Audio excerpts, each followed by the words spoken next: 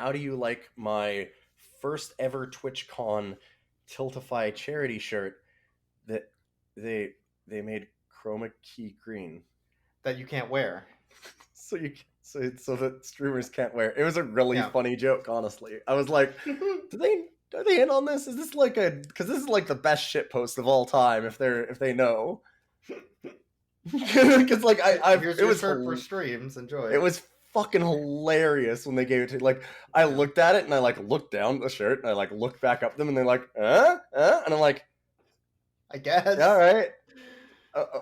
Okay, and I'm like, do they know? Like, wait, is this like an elaborate joke? Like, if you were gonna be wearing an appropriate shirt today, you would have wore the Suckin' Weenies shirt.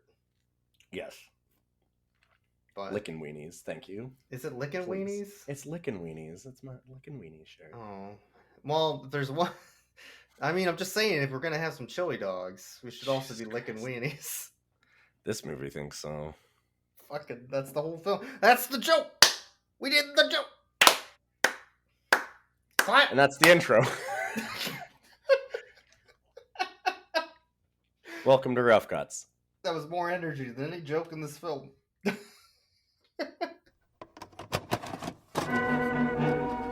Dogs, they're coming. They're coming your way. They'll be here soon. Okay, Ski, what first attracted you to the project of Kevin of the North? I guess getting to do a comedy. I haven't done one in a while. Well, I guess not one that's full-out comedy in a long time.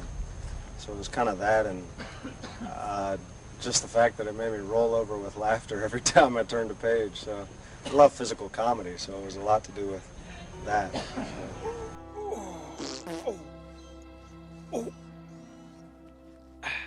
If you'll excuse me, it's showtime.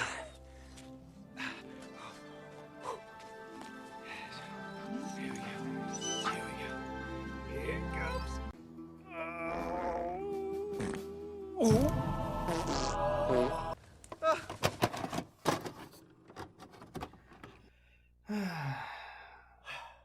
I don't know where to start.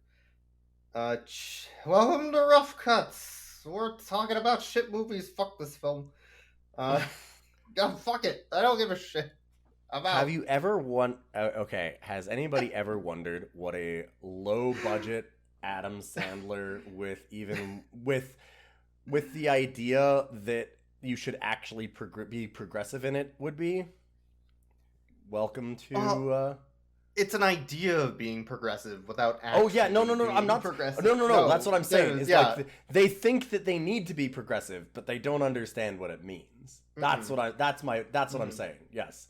Yeah. Welcome to Chili Dogs. That's with a Y because it's cold, you see. Because they're cold dogs. Because guess what? Dogs. They're in the snow. Do you get it? Because they're cold. They're cold dogs, I'm saying. They're cold. Also known as Kevin of the North. Because his name's Kevin. And he's in the North. He goes north. They sure tried. Fuck. You classified this movie 2 different times in this film, and you were correct both times in different ways. Yes. The first time, oh god, what did you call it? It was Airplane for Fuckers. Airplane for Fuckers, yeah. And then you classified it as it's City Slickers for Fuckers. And the answer was it's both. The thing that's constant is that it's for fuckers. It's for fuckers. It's also Snow Dogs for fuckers.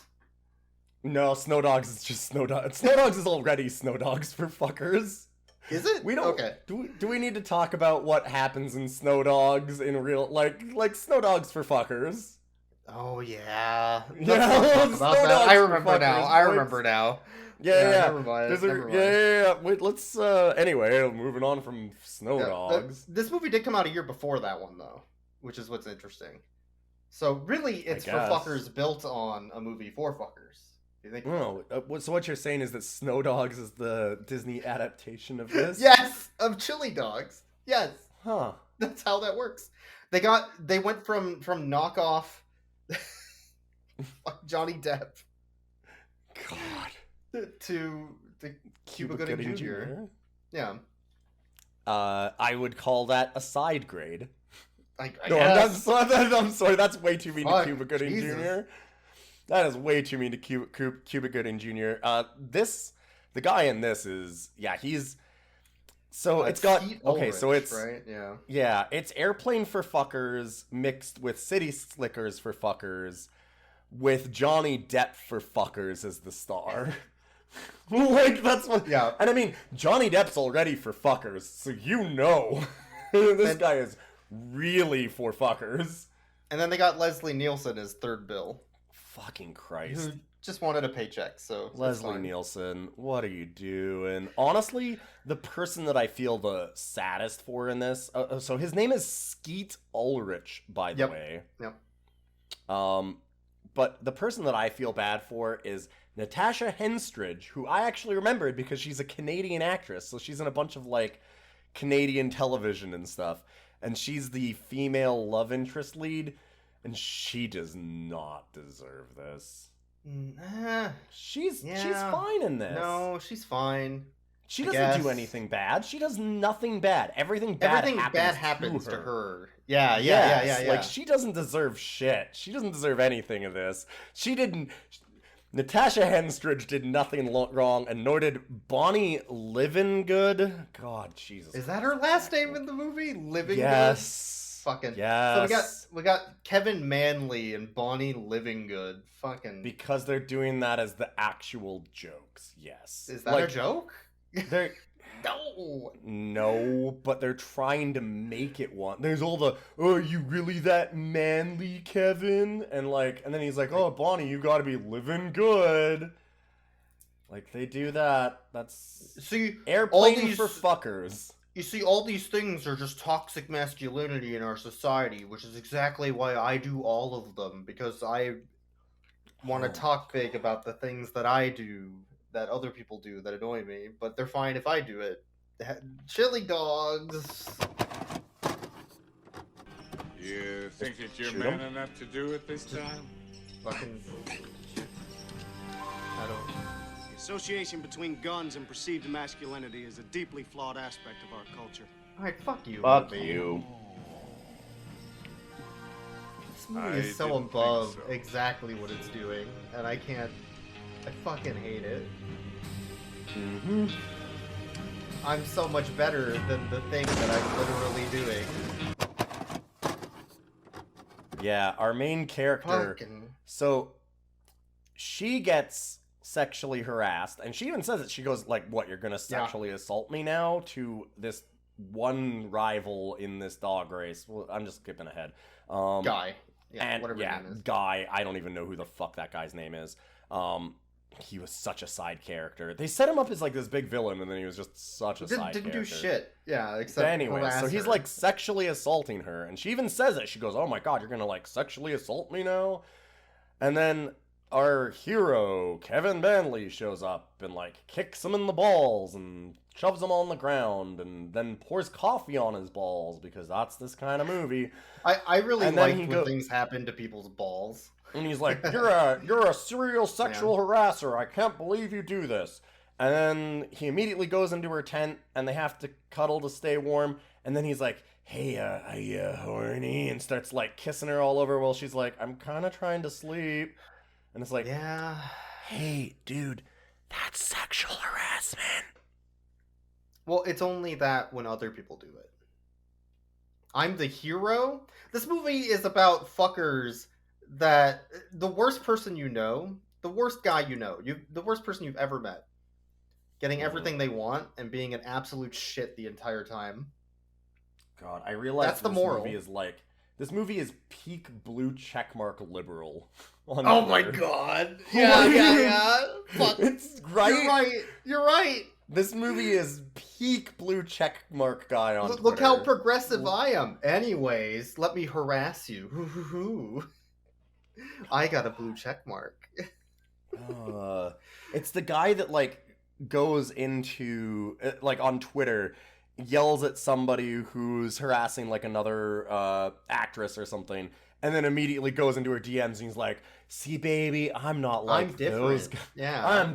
I'm built different. I don't do that. And it's like, fuck off, dude. This movie is disgusting to me in a similar way that Beverly Hills Chihuahua 2 was, but for a different reason.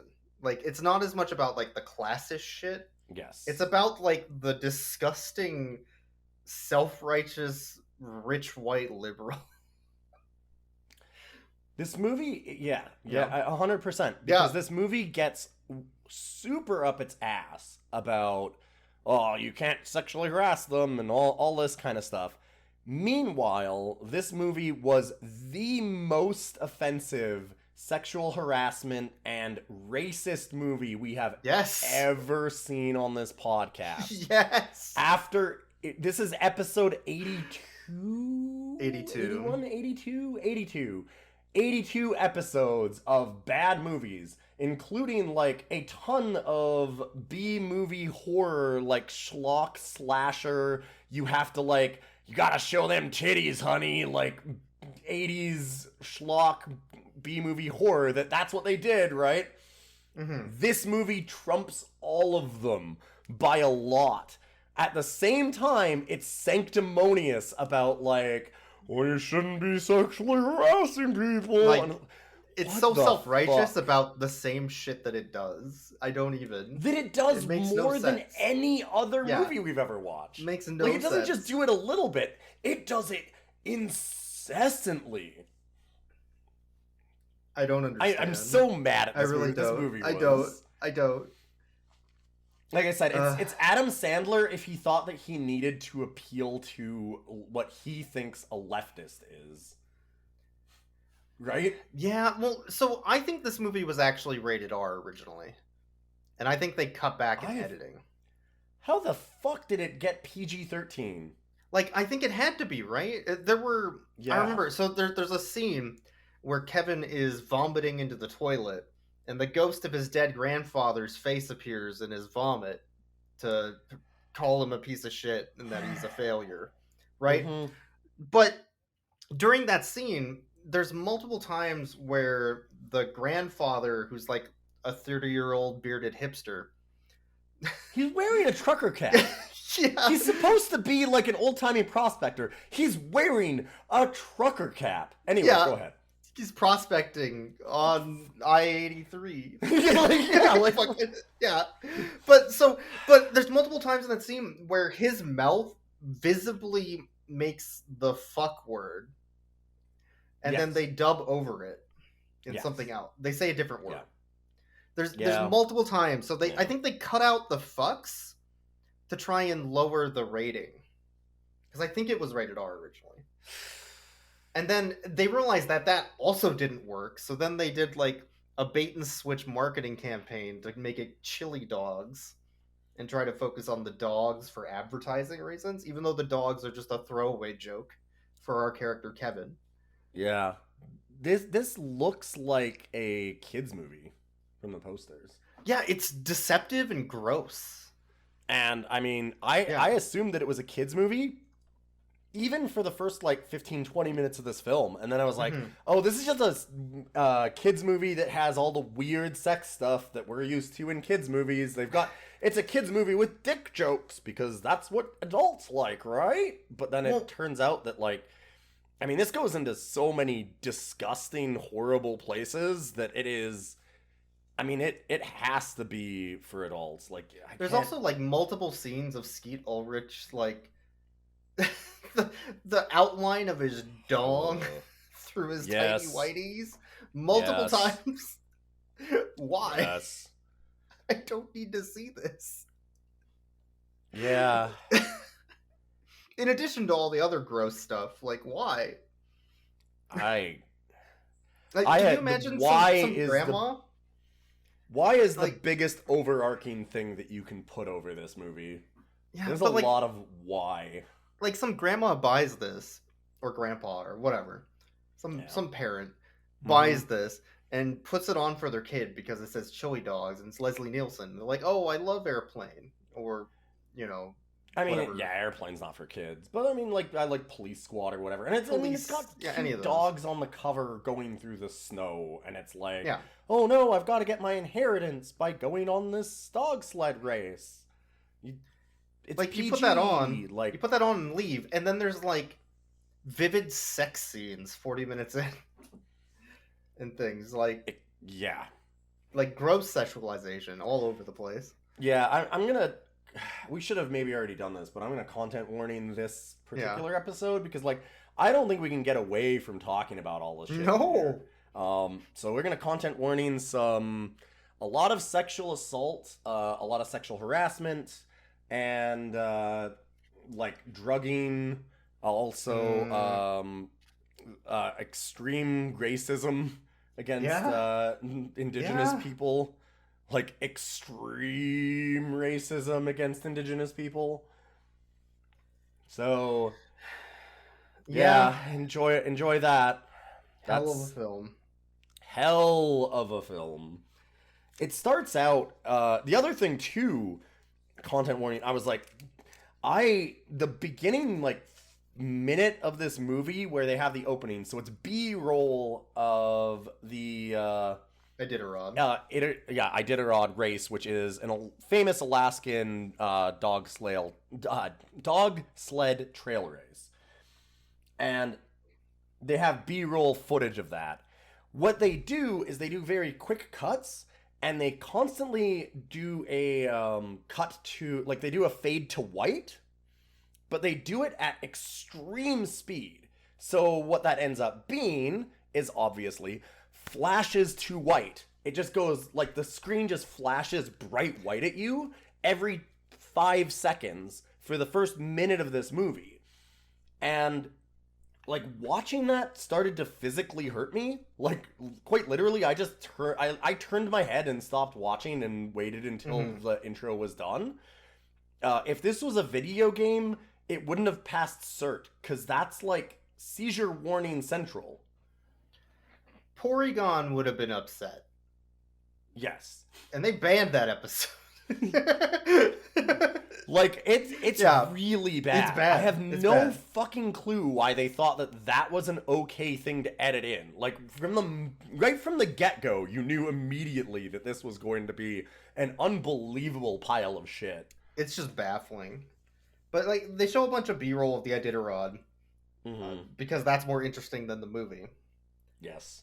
And then we're introduced to Kevin, our main protagonist, which I even cautioned to call him one, at his job at a travel agency in LA, where he gets shit on by a bird outside of his office after being yelled at by his boss. Yeah, because he didn't put the poster upright, and so the adhesive is falling off the corner. And his boss is like, oh no, you gotta make sure that all the posters look good for the customers that come in. But this is like 30 seconds of setup where because he fixes the poster. His boss goes like, oh, you better fix that poster. He's like, I hate this poster. And then he's outside and he's sharing a beer with a guy on a bench. And he's like, oh man, life is shit. Everything sucks. It's the worst ever. I have the most terrible luck in the universe. Everything hates me. And then a bird shits on him. But, I mean, a poster fell. The worst thing in his life is a fucking poster. Like, again, it's like the lowest blue stakes. checkmark liberal. Yeah. Like the most first world problem bullshit ever. Like, I can't believe how incredibly petty his problem was. His problem was literally that a poster fell and his boss told him to put it up. Because you say his boss yelled at him. His boss was just like, he's like, you better get that poster up. And he's like, I hate this poster, boss. And he's like, well, like, you better make sure that it's up there, Kevin. And he goes, it sucks. That's it. That's his, like, my life is the worst ever. I am the most cursed individual in all of existence. I figured it out. Kevin is Bean Dad. I did it. It's that kind of thing, yeah. Yep. I do. Yeah. But so a bird shits on him, but then he gets a letter in the mail as he's walking back to his job after his 15-minute beer break, I guess. And he opens it up and he starts reading his letter, And it's like, whoa, I got an inheritance? Just so you know, boss, I quit. You what? Well, I quit. Do you think I want to live my whole life putting that poster on a wall to a place I'll never go? Watering plants I'll never smoke. That was the one really fucking good joke in this movie. What?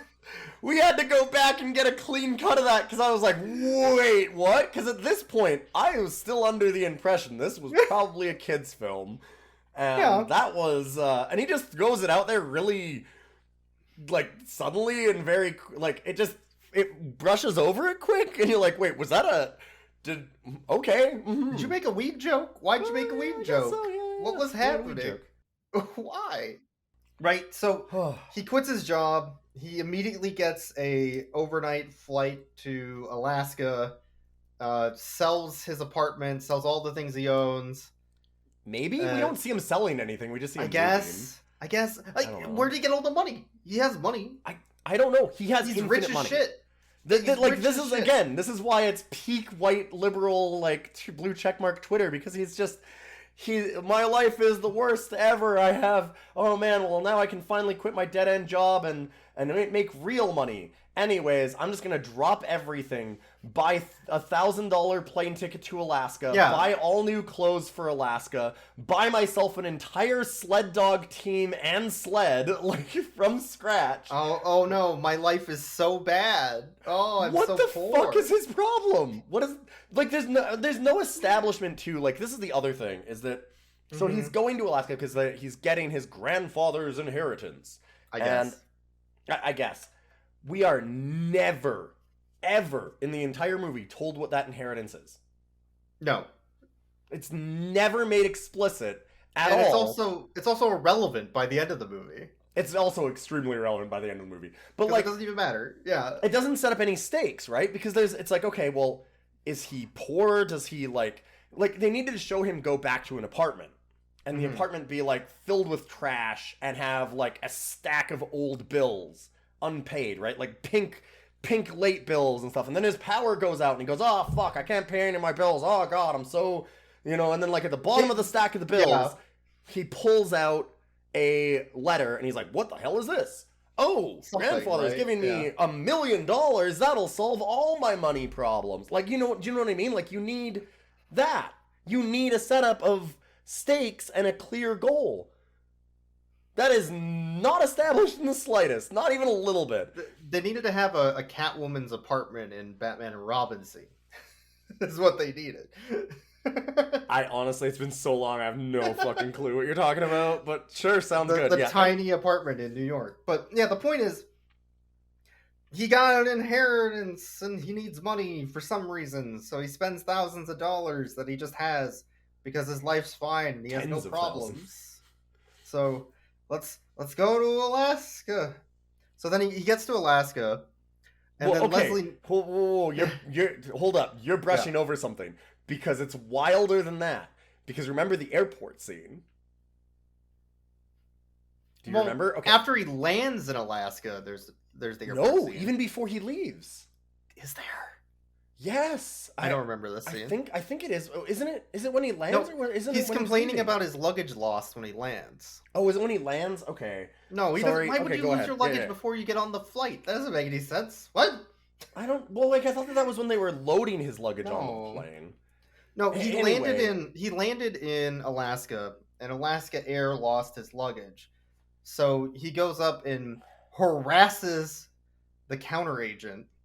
Yes. Which I've worked at an airport as a counter agent for rental car, but same thing. And I have dealt with these fucking assholes that are entitled pricks that think that they own anything, and because you're standing behind a counter, they can just yell at you as much as you want. That's this guy, our hero, just harassing some low-paid worker.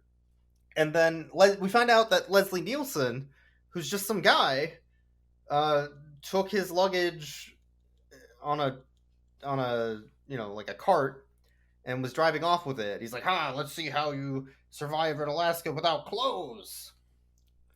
Why? And he's like masked up so that you can't see who he is. Like, What? And he's just working at the airport as a driver for, like, the luggage? For luggage? Why? But the luggage falls off and it gets run over by a snowplow. I guess. Yeah. So then Kevin, like, is trying to get to his apartment or his hotel or whatever he got. And Leslie Nielsen shows up again in a Groucho glasses in a taxi. Groucho Marx glasses is a taxi driver, yes. Picks him up and then drops him off and charges him $65, which I'm assuming is a lot. They make it seem like a lot. He's angry that he's being charged $65, and they have this argument about, like, oh, but you drove so crazy. I can't believe that you're charging me $65 when you drove like this. And none of which they showed. None of which they showed, yeah. And then, like, he doesn't even have the monetary issue of not being able to pay. He's just like, I have $65. I'll just pay you. I'm rich and white. I have money. So rich. Like, he doesn't... Why does he need this money? Why Nothing. does he need this money? And is it even money? We don't even know if it's money. Is it money? Is it land? Is it, like, gold? Is it... I mean, it turns out that it's all of those things. It's everything. It's just whatever you want. It's just everything. Whatever. It's just everything. But, yeah, so he throws the money at Groucho Marx Leslie Nielsen and walks in to see the lawyer who contacted him to tell him about this inheritance, the one who sent him the letter. And you see the taxi driver get out, throw away the Groucho Marx glasses, run into the lawyer's office, and be the lawyer. And it's now Leslie Nielsen's the lawyer again, I guess. And, so Leslie Nielsen, to make this clear, we have no money for the inheritance. We have no idea what this inheritance is. We have no idea what the stipulations for the inheritance is. We have no fucking clue who Leslie Nielsen is, because none of this has been introduced at all. And we have now had Leslie Nielsen show up at the airport to destroy his luggage, try and kill him in a taxi, and then we find out that Leslie Nielsen is the only reason that he's come to Alaska at all, because Leslie Nielsen is the one who sent him the letter that he had an inheritance, and is now trying to get him to do the Iditarod. I'm never going to be able to say that. Yeah. The Iditarod sled race. Well, that's interesting, right? Because Leslie Nielsen could just tell him to fuck off, or he can lie to him. Right? Or anything. Or just not send the letter. Or just not send the letter. But even after that, after he shows up, he tells him exactly what he needs to do to actually get the inheritance as written on the letter that he sent from Kevin's grandfather, which is to finish the Iditarod in first place, which is happening in exactly a week. So not only did he give him enough 48 time hours, to do actually. it. It was 48 hours. 48 hours. But not only did they give him enough time to do it, he told him exactly what he needed to do, brought him here to do it, and then got really mad about it. Why? Yep. And why? Because it's never established. Like, it's like, okay, well, is he the other relative and then therefore inherit if this guy's dead? Is he going to, like, is there a stipulation that it goes to the lawyer if there's no living relative? Like, I mean, it would all be bullshit. But they needed to at least say that, right? Mm-hmm. There's absolutely... This movie never, ever, ever, ever goes into details about why Leslie Nielsen would do this and how that would give him any claim at all on this inheritance. Or if he's going after the inheritance. It never, like, Leslie Nielsen never even says, aha, and now he won't finish the race, and then, therefore, I'll get the inheritance. He just goes, aha, now he won't finish the race. And it's like, what? Why would you care? Why would you care? What does it fucking matter? What's the point? Why would you care? I don't even think he's going to get the inheritance. Yeah, I think he's just fucking with him. I think he's just fucking with him. Maybe? But this is like Millionaire Dogs for fuckers. God, I hate this fucking movie. This movie. Right. So then he gives him a chest that his grandfather left him by throwing it down the stairs at him and knocking him outside. And Kevin tries to open the chest by tying a noose around it. Content warning. Yeah, because first the key breaks. The key breaks. And he does like a counterweight with a moose head across the room, which then pulls the moose head in and gives him a blowjob that opens the chest. Yes. Slams him against the wall. It doesn't actually give him a blowjob, but you said that it would, and that was really... It was... Honestly, I was super expecting it at this point with this movie, because holy shit. I have never been so disappointed in no moose blowjob. If there was a movie that was going to have a moose blowjob, it was this one. Because before that, the reason why we were thinking that at this point is because of, like, the smoke plants thing. But also, he goes to, like, the local bar in Anchorage for... He does go to the Tiny Dick bar. And, he goes to the bar, and then they just... It is just a cavalcade of incredibly stupid sexual harassment jokes. And... He's sexually harassing this guy at the bar, or technically Bonnie is. Yeah, Bonnie's being talking about his small guy. Because she's being sexually harassed, and then she's saying that the guy that's doing it has a tiny dick over and over and over in different ways. Yes. So then Kevin talking about how her grandmother's a whore, which they're doing. They are doing that. I feel like this movie should have starred. Yeah, this movie should have starred like Kevin James or Chevy Chase. It's a perfect movie for them. And the movie, the thing is that they'll use a word like that, and they'll be like making jokes about it, quote unquote. And then she'll be like, "You shouldn't say that kind of thing. She was a sex worker, and she was really good, and like she did what she had to survive." Yeah. Which, yes, I mean, there's absolutely nothing wrong with that. What the fuck's the problem? But then it's using that all as a punchline, which is like, what the fuck? See, isn't it funny how we stood up for that person? You don't get to do both, you fuckers. No. And then she sits there and just calls him Tiny Dick over and over and over until they and this part was also weird. Then our main character comes over and tries to help defend her, kind of thing, and then they beat the shit out of him, and they're like, "Well, here, you ever heard of like Inuit blanket or something?" Inuit blanket toss. I don't know. Is what they call it. But it's like a fireman's trampoline, is what it is. Yeah, and they just throw them in the air and they yank it away and throw them in the snow. But that's all it is. Yeah. What I was said is like, this is 2003 or no 2001. 2001. Sorry. Yeah. It was re-released as Chili Dogs later, but in 2001, they said Inuit.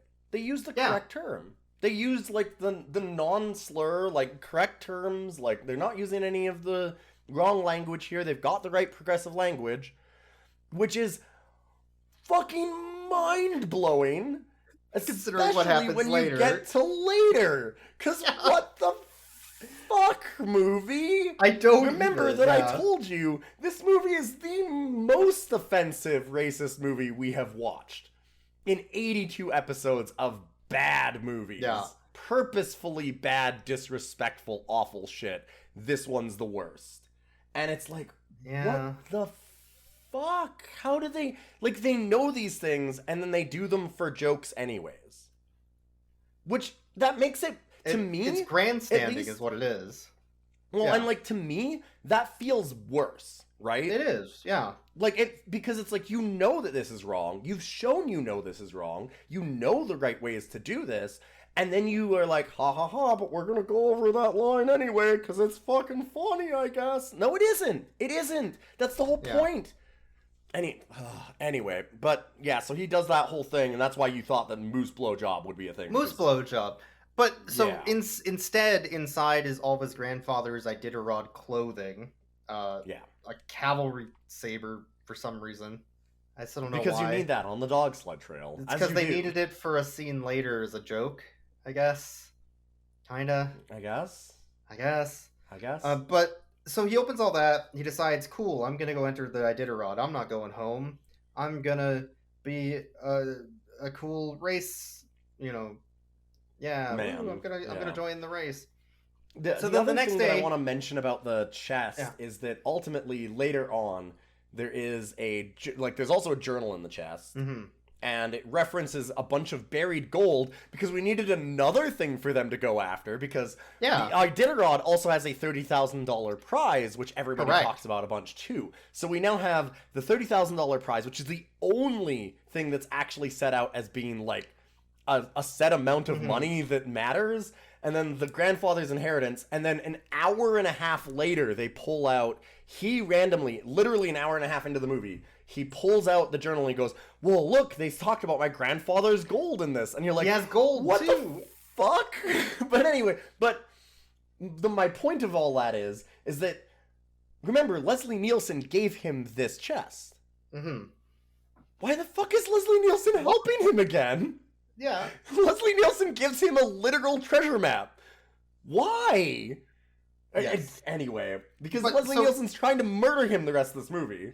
The point is, our protagonist who's poor and is having money problems and needs to both win the Iditarod for $30,000, find his grandfather's gold, and get all of his inheritance so that he's no longer broke, poor, and miserable in his life of hanging up a poster on the wall, which is his hard day labor job.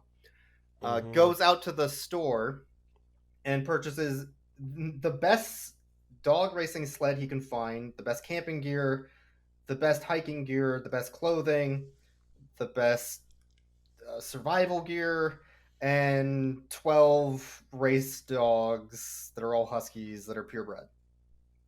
And all the best food possible for them. And all the best food possible. Yeah. 6 figures buying camping gear and a sled dog team. And he really needs that money. But he really needs that money. Oh boy. What if he doesn't get the money? However much money it is. We don't know. Could be anything. He needs an amount of money. Some amount of money. What if he had money? Can you imagine what he could have done if he had money? He could have got a sled. He could have got camping gear. He could have got hiking gear. He could have got clothes for winter. He could have gone on a really cool trip, maybe. Yeah, he could have gone to Alaska. And done a bunch of stuff. Man, he could have done like a big adventure vacation. What are the fucking stakes? What would you do with your grandfather's inheritance if you got it? Maybe go on a big adventure to Alaska and buy a whole bunch of really expensive camping gear just for that trip. There's no stakes in this movie. He just does whatever. Absolutely who gives a shit? None. And I think that that's on purpose because I think that they thought that it was just going to be Airplane. Like, I mean, they try and set up as Airplane. We're skipping over a lot of things because it's all jokes in like the biggest quotations possible. It does the Airplane thing. Like, he's like, I'm never looking back. And then he walks into a manhole. That's a joke. You know what's funnier about that joke? They reused 4 different times. They kept doing that joke. That's why it was funny, because I laughed the first time. So then when they did it 3 more times, I laughed 3 more times. It's almost as good as the time that he got hit in the balls. I love that. Oh, wow. Yeah, that happened. I don't think I could possibly... If you take a shot every time this man gets hit, or somebody in this movie gets hit in the nuts... You will absolutely die. Yes. I guarantee that is a death sentence. I don't know what you're talking about. Is that right? Well, maybe we should talk about it in Nome. I've got a race to finish. Oh, quite the little big man, aren't we? See, that was his balls. You get it? Oh man, it was in his nuts? Every time someone gets hit in the balls, I just do a knee slap. Why don't you die? You get it? Nuts? Did you see it? His balls. I'm a man. Holy shit. Yeah, God damn. I'm sure you knew when I bit more than I could chew. Hot damn, that's fucking funny. There was doubt. Yep. So then, for some reason, after he buys all this shit, we then put in Howling 7 again and took a break from this movie so we could watch some line dancing. Mm-hmm. But then we realized that it was actually still Chili Dogs, and we were even more upset. Mm-hmm. How did that happen? I put Howling 7 in. Why is Chili Dogs still playing? How much line dancing can there be? 10 minutes of line dancing? Jeez. Yes. There can be 10 minutes of line dancing. During that, we also had, as he was going out and buying the dogs, he runs into a guy that he's like, oh, he's Canadian. No, he's not. He's British. That's why. He's actually a fucker. Oh, yeah, that guy. Yeah. And anyways, fucker British guy. And again, like, it's such a weird movie because they're like, oh, of course you know that I'm not Canadian, because like us Brits can be real fuckers. We had the biggest empire, and the way that we did that was by colonizing people and being assholes. Anyways, that's all actually good, I guess. I guess. Or something, like they call attention to these things, and then they just use them as jokes and stuff anyway, so I don't fucking know. But yeah, this gross, weird English fucker gets hired by, or was already hired by, he's in cahoots somehow that is totally unexplained, sure, with Leslie Nielsen to now like sabotage / kill our main character, because Leslie Nielsen needs to ... Yeah, he needs Kevin to not win the race. I guess. That's for reasons. That's as far as I got on that one. As far as it goes. That's as far as the movie had too. Yep. But we see a scene where he is in his room looking at a porno magazine of dogs. And what the fuck? No, it's even worse because it's Police Dog magazine. Oh, it was. And we're like, wait, is this set up like it's a porn mag? And yes. It took us like a good 15 seconds. We're like, wait, are they saying that this is a porn? And then there's a knock on the door, and he like hurriedly hides a bunch of Kleenex and throws the thing under his bed. And yes. You're like, oh, fucking Christ. Why? And then Leslie Nielsen comes in and talks to him about how they have to stop the guy, and then they have the line dancing right after that, because there needs to be more line dancing. Yeah. Yeah. Well, also because that was the scene where the English fucker starts line dancing, but not line dancing. Yes. In like military garb. He's in like an SS uniform, basically. Like he's in some fucking weird ass. Yeah, I don't know what the fuck they were going with. I really don't. Just dancing next to Leslie Nielsen, and Leslie Nielsen's like, "Oh no, what if he sees us together?" And then he sees them together. So and then nothing happens. Leslie Nielsen then beats the shit out of him because he's like, "You'll think next time when you grind up against a random person in the dance floor." Which little bit of, I mean, I wouldn't necessarily say this is homophobic because he doesn't draw attention to the fact that it's because he's a guy. No, and it's more played up for the sexual harassment side of it, but it doesn't. I mean, either side of that doesn't play well. I feel like they try to make him effeminate, though. I don't know. I don't. It doesn't make sense. Like every time this movie has a lesson, it immediately throws it away. Yeah. It does the exact opposite of what its lesson is. So I don't know what the hell it's trying to do. But they have a big line dancing thing. He dances with the love interest woman that was at the bar earlier. Correct. The point of him not wanting to be seen with the British dude is because the British dude arsoned Kevin's apartment. Yes. That's and why. His dogs. And stole his dog. No, he took his dogs. He took them out. Oh, okay. He did. He put them in a van. Very aggressively, might I mind you. Yeah. It was not a good thing to watch. But I do want to mention, like you said, he arsoned his apartment. Yeah. He had not just a hotel room, but also he bought like an entire apartment storage locker for all of his tens of thousands of dollars of camping gear, dog sled team. Why does he need money? Anyway, but yeah.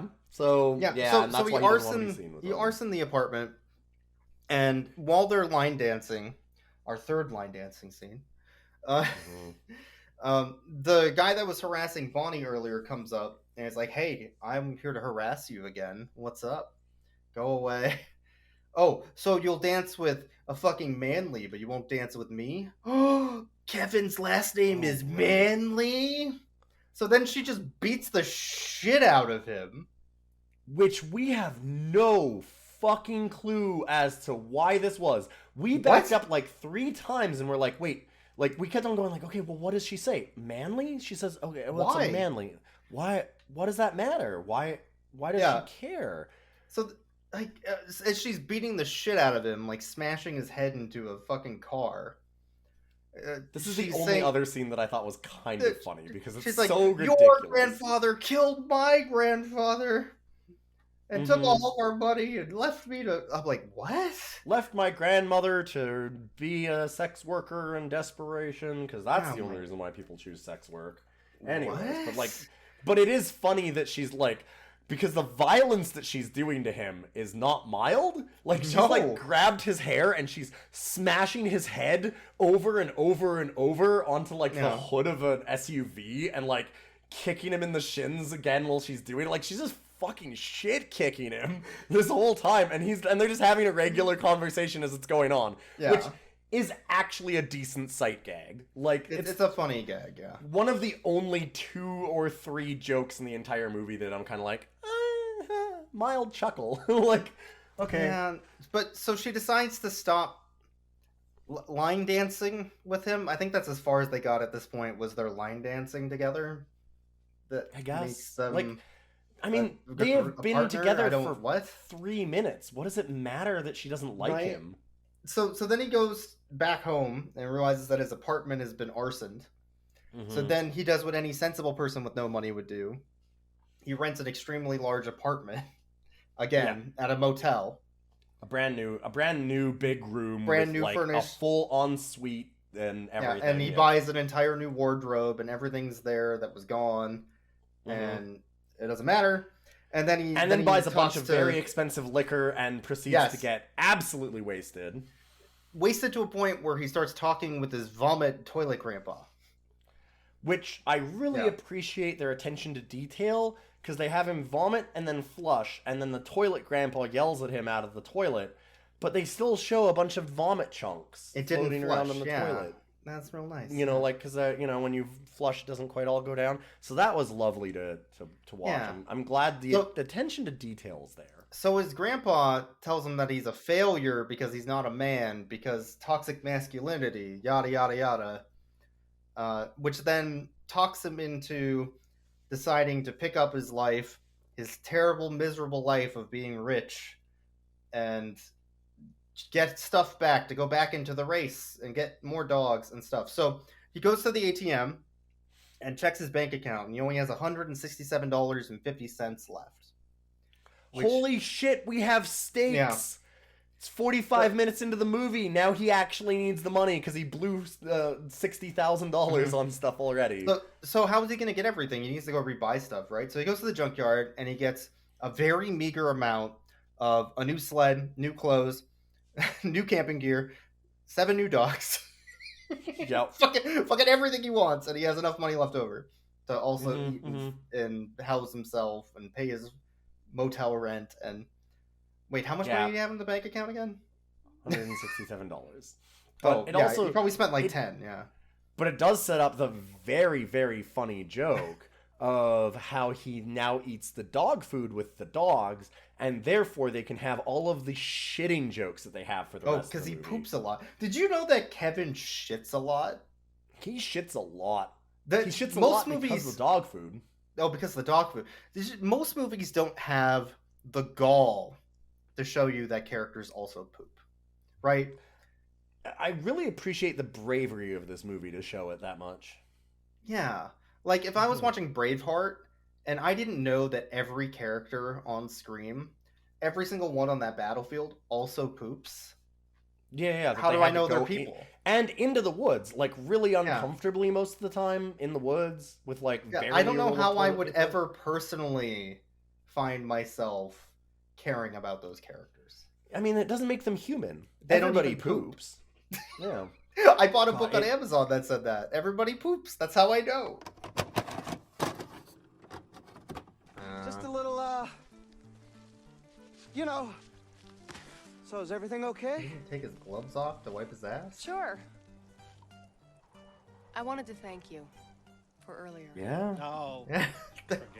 Those gloves are going to be full of shit. You don't do that. You wouldn't think so. Wind's really picking up, huh? Yeah, no, sorry. It's the dog food. Oh my god. Right. See, it's a... Maybe we should go inside. It's a fart joke. Yeah, okay. You get it?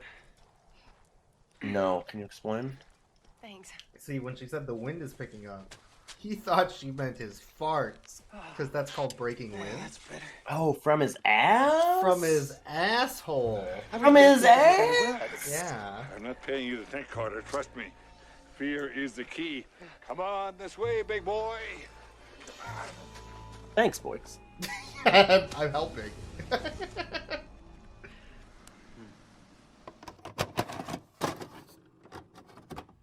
There must be a dozen really bad shit jokes, right? And I mean, when I say bad shit jokes, it's just him like running into and going like, he'll be in the middle of a conversation, then he'll start doing a pee dance and be like, "Oh my god, I gotta go! It must be the dog food," and then he runs off, and that's the joke. And then he'll spill coffee on his crotch, and you're like, "Oh, another dick joke." You got hit in the balls again. Directly on his balls. Oh my god, my balls! This movie is the Idiocracy movie. I'm just the joke one. You mentioned that balls. A bunch, that it is extremely the "Ow my balls" TV show from Idiocracy. It is. But okay, so the dogs he got were not sled dogs. They're not huskies. They're like a poodle, a golden retriever sometimes. That's also sometimes not a golden retriever, depending on which dog they got that day. Yeah, one time it's a Chihuahua, and then it's suddenly not. Right, yeah. But he gets all these dogs just kind of interchangeably just like. There's a couple times where I'm like, I don't think those are the same dogs. Yes.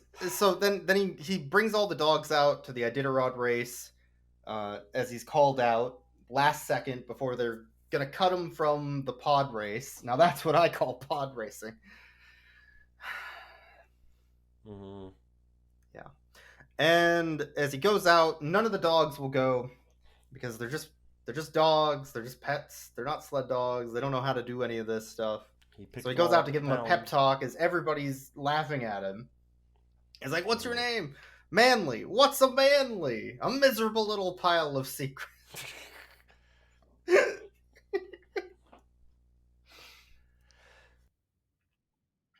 Yeah. That joke's funnier than everything in the movie. Yeah, by a lot, yes. And then we get... And it wasn't that funny. No, it wasn't. But then we get the Alaskan traditional montage music of accordion music as he's riding his sled dogs. She's too fat for me. It's like through the wall. Yeah, through whatever. They did they ripped off Toy Story music in this movie too. They did like a "You Got a Friend in Me" song at one point that was very much that song, but not. It was entirely that, yeah, which makes sense. Know. This is 2 years after Toy Story, so you gotta have the which again, is this movie where it really is an R-rated movie that they tried to cut down. It is. Can we make this for kids? I think they put it to a focus group because they were gonna theatrical release this. Fuck. And it bombed horribly. So then they're like, "Oh fuck, we need to cut out some of the words and try to get it to a bigger audience." Then, so then they cut out the words, and it bombed horribly. So then they're like, "All right, let's just release it on VHS, and let's change the name." Mm-hmm. I think that's what happened. Yeah.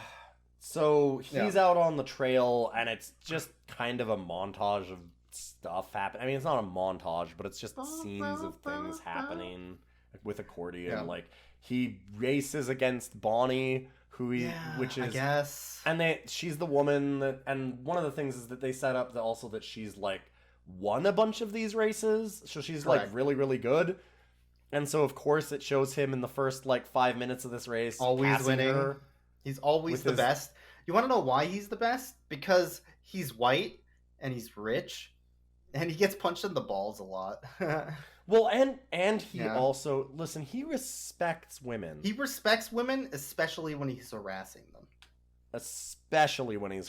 them. Even more so when he later on, well, I mean, we'll get to that. We'll talk about what happens after he gets lost in the snow. So he passes Bonnie. This is important. He passes Bonnie, and they had set up the night before that the Brit weird pervert British guy went over there and sabotaged his rope on his sled and from half the dogs, cut it through. So then when he's going down the hill, it gets too tight and snaps, and his sled flies off, and he flies off the mountain and into a snowbank where he gets frozen solid, and he gets rescued by Inuit. We were hoping he was fucking dead. When they showed his legs, they show his legs out of the snowbank, and then they show snow falling, and then it like time lapses, and it shows it like piling up, and I go, oh, okay, he's frozen to death. He's dead. We can be done with him. I'm so fucking happy. Like, they could have done a Weekend at Bernie's thing at this point, right? And that would have been perfect. That'd been Just way better. get Leslie Nielsen to like drag his corpse around the whole time and act like so he can get the inheritance. You know, that like would be way. I would watch like Leslie a Nielsen. movie, like a fucking movie. Yeah, but no, he's fine, I guess. Freezes, and the Inuit tribe rescues him, and it is every horrible racist stereotype you can possibly imagine. I don't where even he goes know. on like a spirit vision quest and all these kinds of things. They talk about like bear fucking and just all it's unbelievably offensive. It's bad because it's like, well, the whole thing's bad, but it's okay. So it's the Yukon, I guess. Like the great Northwest, snow, middle of winter, and it's like the Thanksgiving stereotypical Native Americans, like the Land O'Lakes mascot. Yes. They're in. It doesn't even make sense. Brightly colored teepees in Alaska. Speaking they very know that they're called stereotypical. Inuit. They know they're called Inuit. Like, Yeah. they don't even use, because there are outdated terms that people used to call, like, again, the northern tribes, the Inuit peoples, they used to call them other words, which are wrong. Yeah. I'm not even going to repeat them, but, like, because we just actually even, in Canada, because I'm Canadian, we just had a few teams that were here from various things change their names off of that, because it's offensive, it's not right. And they know that it's Inuit, which is, again, in 2002, or 2001, sorry, is honestly pretty knowledgeable and progressive. Like, that's actually, I was really surprised by that. I was like, man, nobody used that terminology back then. And then, even though it was correct, and now all of a sudden, they, like, what the fuck? What the fuck, movie? What the fuck? Such a fucked up scene. And then he's It's so like, fucked oh, up. well, like, it is impossible to portray how fucked up it is. And I don't I don't want to repeat most of it. No, like, saying it's so it racist. makes me feel uncomfortable. Because, like, with the how accent bad they use is racist. They also do, like, a lot of sexism here, where they have extremely. Yes.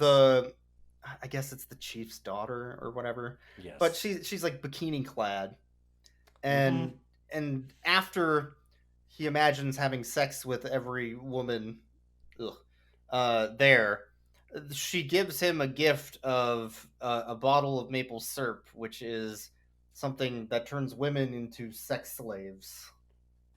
Yep. What the fuck? She gives him a literal drug to force women to love him. It's so...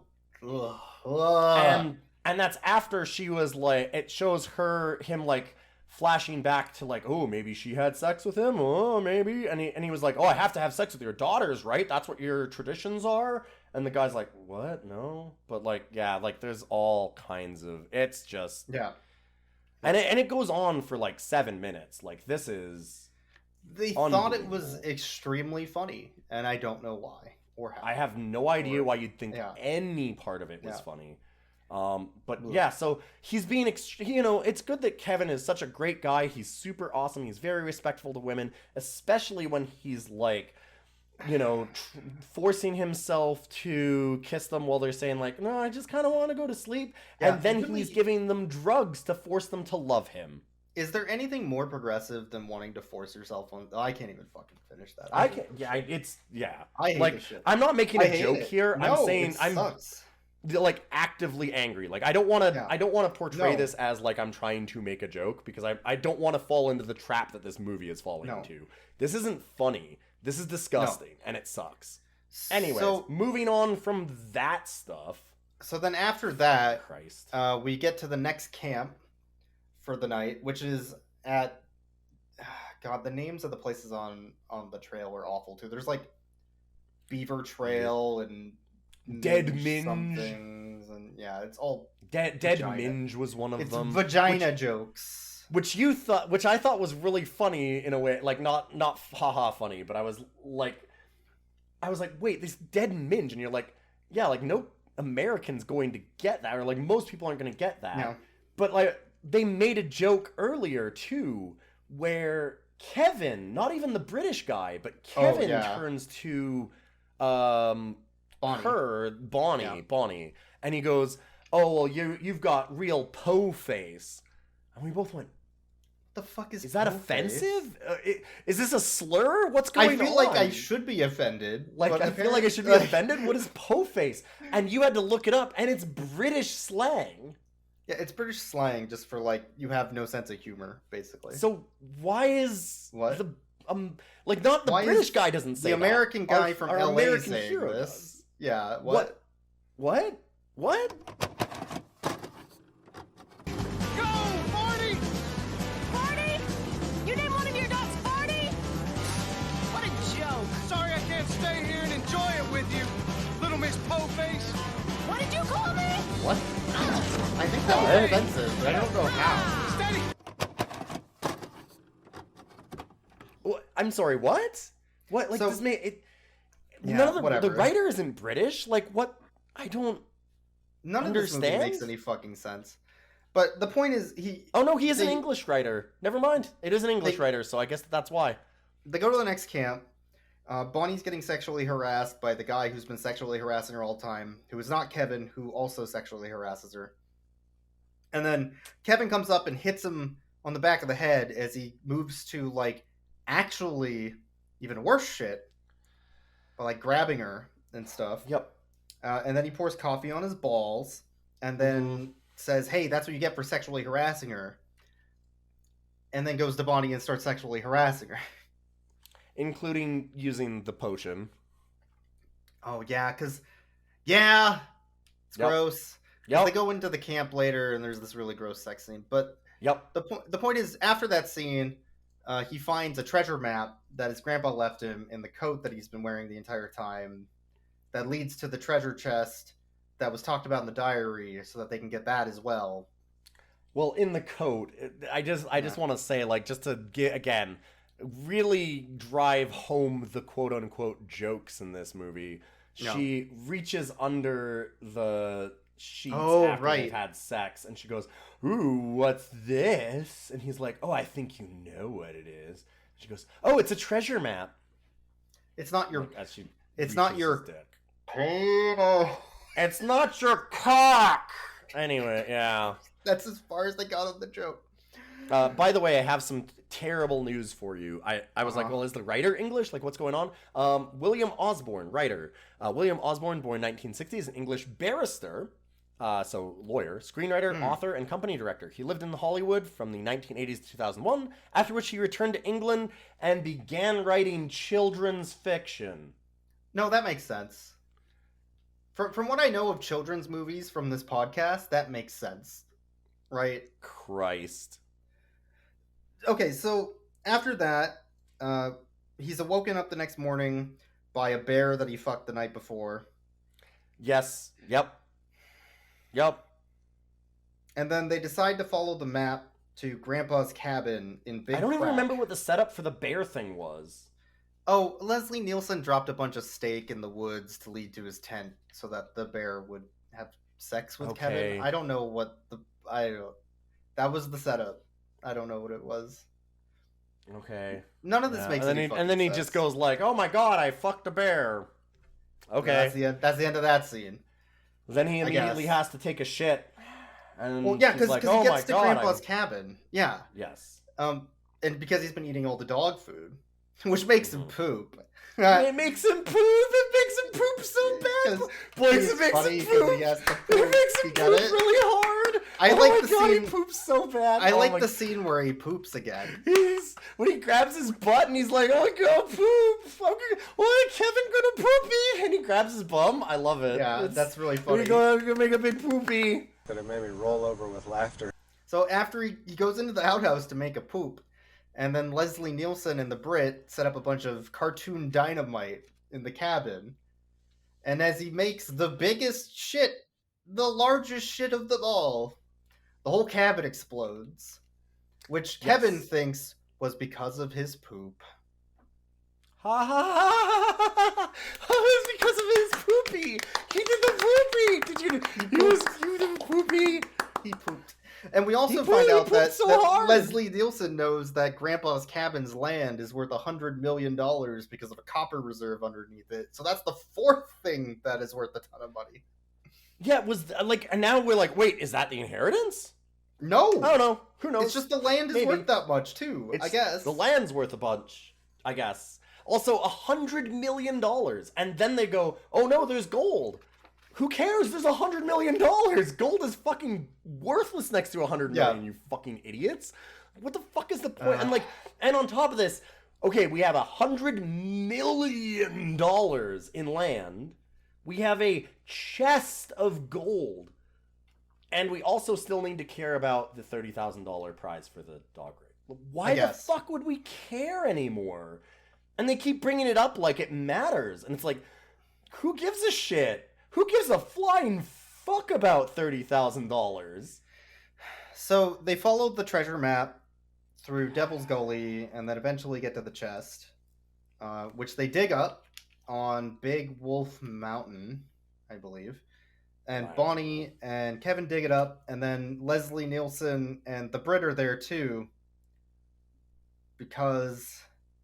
and then they shoot open the chest, which is full of gold, that has $2 million worth of gold, which is way less than the $100 million worth of land, which is also way more than the 30,000 of the Iditarod, which is also potentially more than the inheritance. I don't know. Yeah, where the inheritance is all this, who fucking knows? Right. So then Leslie Nielsen steals the chest of gold at gunpoint. They take Bonnie hostage. Because reasons. Because this movie thinks women are objects, I guess. Even though it that would be offensive, boy. This movie's progressive. It doesn't do that kind of stuff. That's awful. You can't do that. Anyways, I'm gonna sexually harass this woman. Jesus. So then they bury him in a hole in the ground and leave. And thankfully, one of the dogs keeps burying him and then pisses on his face and leaves him there to die. And the movie ends, which is great. What a good end. Unfortunately, I stood up and clapped, but unfortunately, the dog then digs him out after it pisses all over his face very explicitly.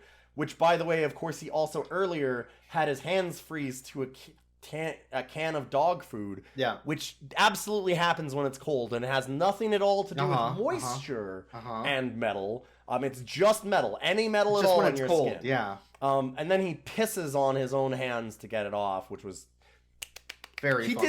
He did the bathroom thing again. He did the bathroom thing. I like when they poop and pee. I like when they do bathroom stuff. And don't even get me started on when he gets hit in the balls. It's really my god! And then he gets hit in the balls again. Oh, yeah, I love that part. I love that part. Very funny. But it made me roll over with laughter. So the dog digs him out. They set up a ramp off the mountain.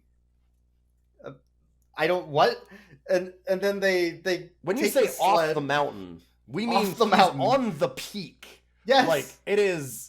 There's like a 150-foot drop minimum on either side of him, like instant death. Yeah. So he just ramps off of it. Ramps off. Cool guy ramp is fine. Yeah. After applying the brakes to the sled, so he can stop and make a turn. Which and he stops immediately, like on a dime. Yeah. It's incredible. Yeah.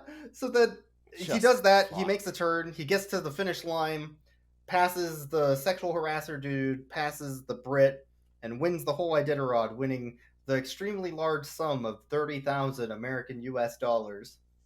Which he cares super about. Which he super immediately excited. does not give a shit about.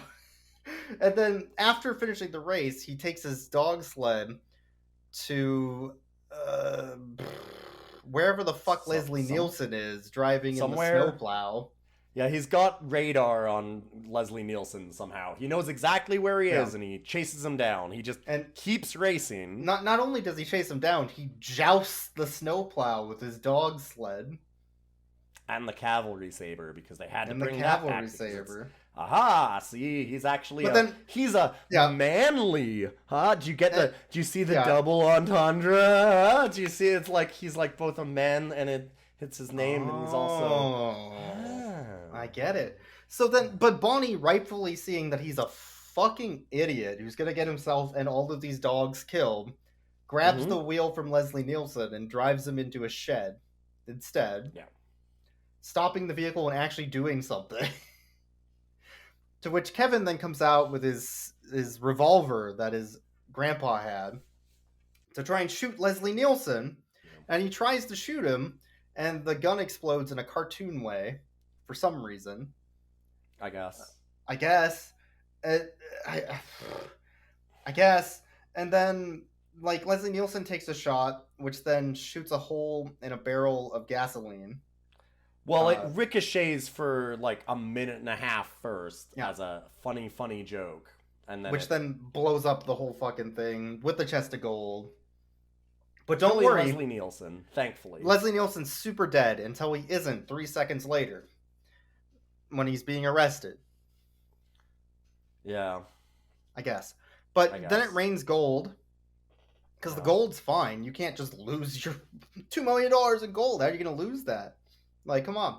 You'd have to say something like, forget the gold. Leave it. Fuck this gold. Your life's more important. And then 3 seconds later get rewarded with all the gold falling from the sky. And that's stupid. Yeah, so him and the main actress, so Kevin and Bonnie are two main characters, are hugging under the golden shower and enjoying themselves and having a really good time kissing and making out in the golden shower, and then he gets hit by a bigger brick of gold, and it knocks him unconscious because he got hit. Did you notice that he got hit in the head instead of the balls this time? Isn't that funny? Yeah. And then he immediately then goes back and gets given the prize money and a race cup and stuff and a bouquet of flowers. And he runs over to Bonnie and he goes, "Marry me!" And she goes, "What the fuck's wrong with you? We've known each other for like 2 days." You won the race. You fulfilled your grandfather's wishes and proved that you're a manly. Well, couldn't have done it without you. Ooh, my bus for Anchorage leaves very soon. Anchorage? Wait, you can't go back to Anchorage. Why? Well, I need you to help me start planning our new home. What? Well, you know, to replace Grandpa's cabin. I was thinking maybe, I don't know, 5, 6 bedrooms, in case we, in case we expand. What are you talking about? What the fuck? I met you a week ago.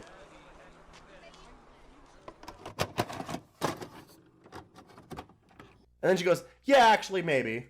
And then it shows them having a kid. Yeah. Because, I don't know. Yeah. And then the movie ends. You know what? Kevin deserved everything that happened to him. He lived such a hard life. And the fact that he got 4 different types of monetary value prizes at the end, and a family, and a mansion. Well, it's what he deserved. He deserves that. You know, I'm really proud of the fact that this motherfucker... Well, listen, everything. Hey. He's very respectful of women. Yeah. When he wants to be, and it's somebody else doing it. Yeah. If somebody else does it, he's right there because maybe that will get him in her good graces. The real punchline of this film is at the end when it's like, go check out iditarod.com if you want to learn more about Yes, yeah. Holy shit, yeah. Yeah. The credits drop and it says like, would you like to know more about Alaska? You should check out iditarod.com. It's like this whole thing was a fucking Like somebody What? went to prison and they had to do this for community service or something. Like, I don't even. What? And now my community service to Alaska is done. I have All made right. this filth and I'm out here. Like, I think, man, it's like this was made to hit a quota for the Canadian film industry or something. Like, it had to be in Canada, so they just, like, I don't understand. Well, but it's not in Canada. Like, that's the thing. It's in Alaska. It's filmed in Vancouver because Yes. everything's filmed in Vancouver because Vancouver's cheap. But it's supposed to be in Alaska, and the Iditarod race is in Alaska. So it's just, the whole thing is... I don't know. This had to have been a tax weird. write-off. Like, the budget of this Oh, had to be God. way more than they spent, because the movie looks like shit. There's multiple green screen scenes where it's like, Yeah. you and I could make that scene. Yes. But Right now. they do have... Like, they actually go out, like, when he's on the top of the mountain, he's on the top of the mountain. That wasn't Correct. green screen. Yeah, they So, actually like, flew him they up had there. to actually get a Yeah. helicopter and put him up there. Like, that was a helicopter peak. Like, they set it up that way. So they had some money for this. Like, they do smash the snowplow through that shed and stuff, and, like, that's a big, expensive snowplow and everything. They're doing that, too. They show them in airports that they have shut down, like, so they can do the filming in it. Like, it had to have a budget. What was Which the budget for this fucking I thing? don't I'm gonna look. understand why or how, but it sure had some kind of budget to it. I mean, I guess 23 million Canadian. fuck, It grossed 213,000 US. that's way too much money. Like, they spent That is 23 far You know too much what? money. I would have loved to work on this film. Do you know how much money I would have made? Hey, listen, They I mean, pocketed so much of that. You're gonna listen. You've got to pay a good amount of money to get the screenwriter of Twins, Stopper, My Mom Will Shoot, and The Scorpion King. I mean, Yeah. you're not gonna get that screenwriter for free. Oh, also Goldeneye. I feel like this whole movie was a tax write-off or some sort of money laundering scam or something. It doesn't make sense to me. It really doesn't. Mhm. It's great. Anyway, never watch this fucking piece of trash. Do not. We had to give them $2 to watch this. I want my money Do back. not.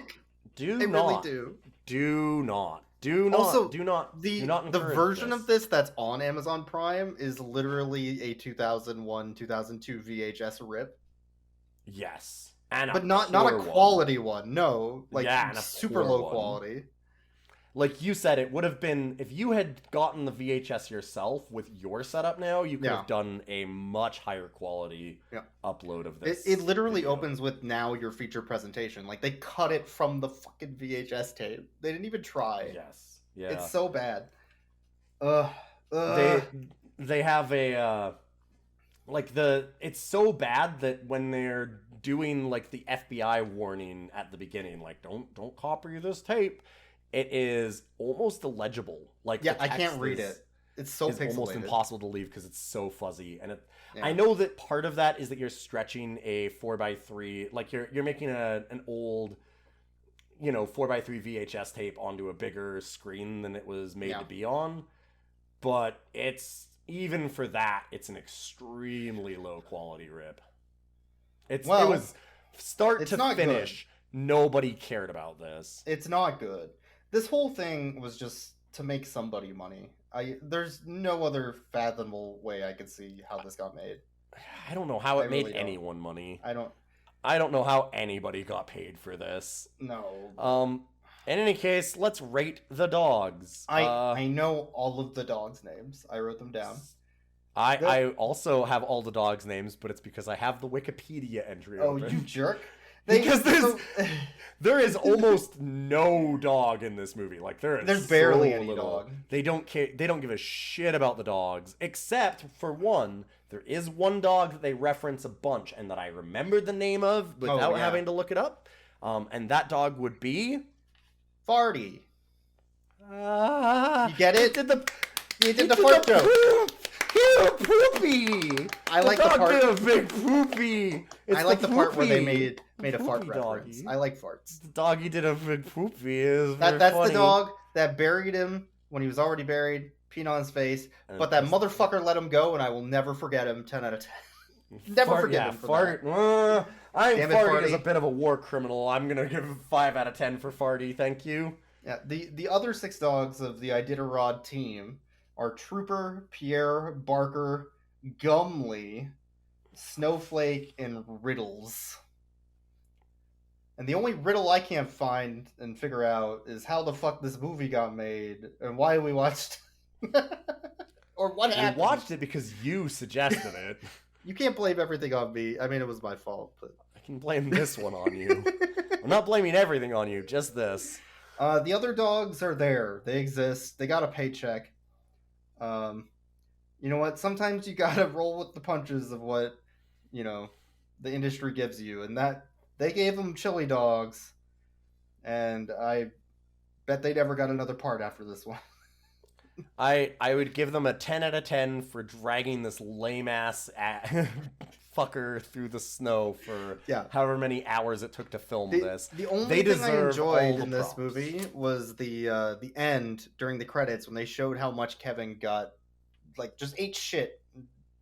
Yeah, they do a montage of outtakes at the end of all the stunts of him, jumping into Snowbank's face first. And that was the most enjoyable thing, is watching Skeet Ulrich just constantly eat shit for a good minute and a half. That was cathartic. That felt really good at the end of this. I was so happy watching him just constantly just smash into trees and fall into snowbanks and trip and get hit in the balls. I was like, you know what? All right.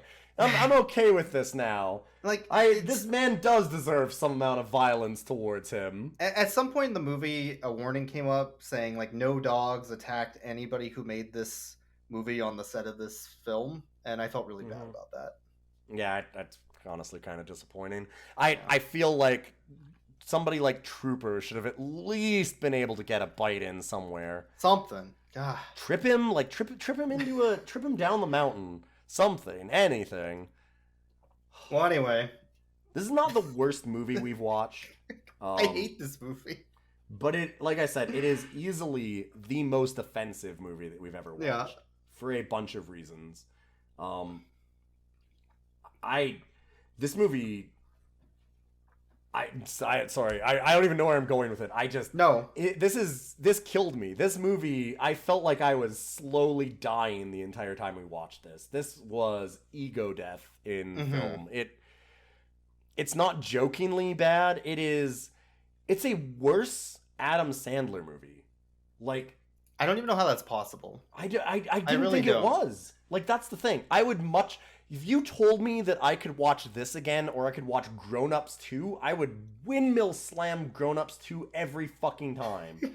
I would watch Grown Ups 2 on repeat for 8 hours rather than watch this movie again. This movie fucking blows. It's just because of how it's so up its own ass about how progressive and cool it is. Meanwhile, it's doing exactly all of the things that it's mad about, which fuck you. You think that you're man enough to do it this time? Fucking... I don't... The association between guns and perceived masculinity is a deeply flawed aspect of our culture. Alright, fuck you. Fuck you. This movie is so above exactly what it's doing, and I fucking hate it. I'm so much better than the thing that I'm literally doing. Exactly. God, yeah. so I don't understand. It's so sanctimonious. Really it really pushes the smarm of he's such a good guy because he really helps out women, and look at all these awful misogynists that are around here. It's not a minor thing in the movie. It is a huge theme. Everybody else in this movie is constantly portrayed as these awful misogynists that are trying to assault this woman over and over and over and over, and that's why they're so evil. It's set up for how bad they are again and again and again, is how miserable they are. They don't respect her, that she's gonna finish the race because she's a woman, and that makes them bad because she can do it. She's a really good, progressive woman who does what she wants, and she's great at things, and it doesn't need anybody to help her and show her the ropes. Like, these people are real assholes to think that they need to be like that. Anyways, she really needed the main character to do it because she's a useless woman and she couldn't do anything by herself. And you're like, what the fuck, guys? Anyway, this movie does not know anything about the lessons that it's preaching at all. No clue. Like, it's entirely... Just oblivious. Well, it feels like, and so it really comes across maliciously as, oblivious, I should say.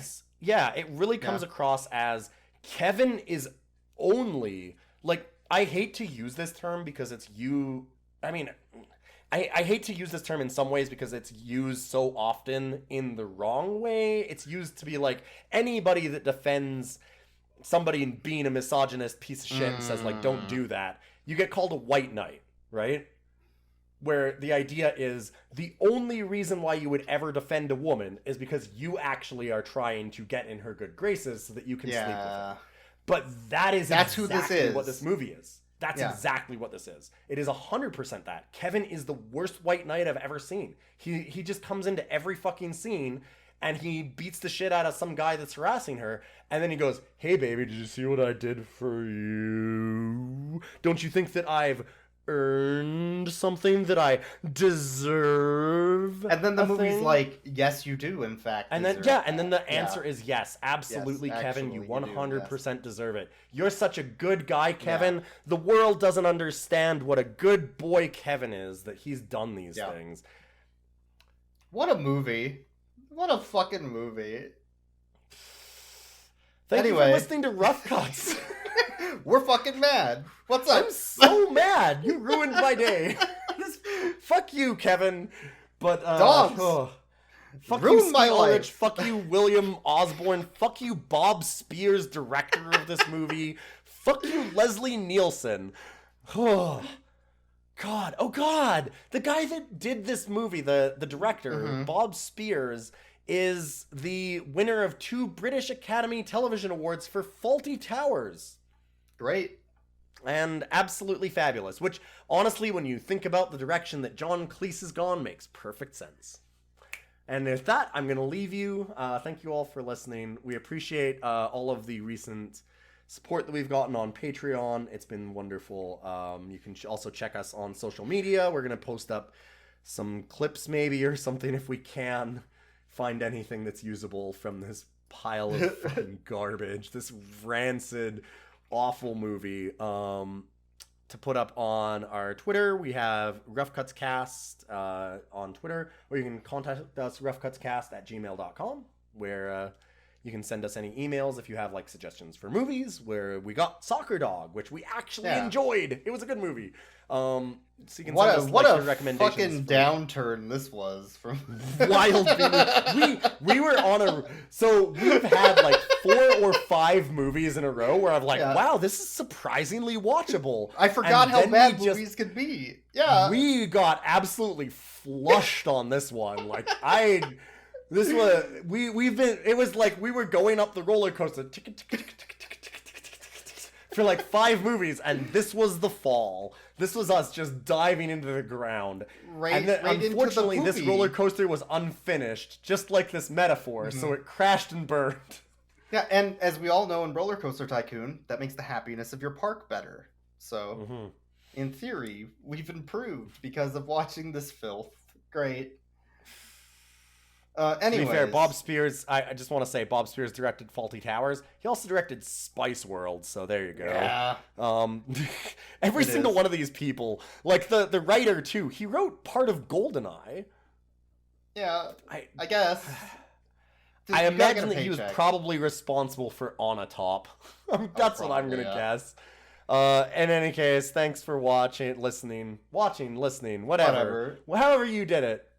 And, we will see you another week. Thank you. I'm gonna go check out ididarod.com while we're heading out. Yeah, I need to. Did you know that the next race is in 97 days, 1 hour, 54 minutes, and 28 seconds? So we should go. We should go get ready. Maybe I can get some dog food for us. Oh man, I can't wait to go poop. Oh, some poop!